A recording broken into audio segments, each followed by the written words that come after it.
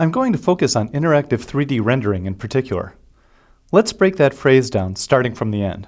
This last word, rendering, means depiction. Well, it can also mean translating to another language, or turning animals into meat, but let's ignore those definitions. An artist can render a scene by painting it, an architect can render a building in perspective, and so on. To render means to create an image. For the phrase 3D, this means defining things in a three-dimensional world. In the field of 3D computer graphics, you mathematically define objects, materials, lights, and a camera, and then use these together to render onto a two-dimensional screen.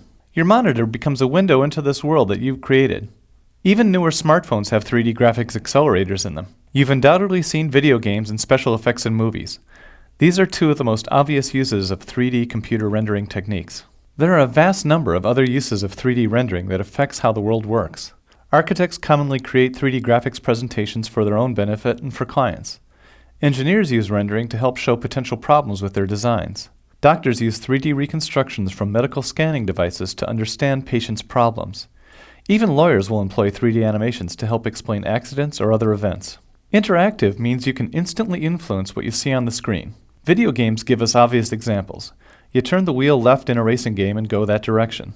Compare this to, say, playing a DVD. There's perhaps some minimal control that could be considered interactive, pause, fast forward, and so on, but you're not affecting the world itself in any way. Drawing these lines is interactive. I'm affecting what I see, but it's two-dimensional. By interactive 3D, I mean that the user's actions affect something in a 3D virtual world. At the least, you move the camera through the world, possibly affecting objects and lighting as you go.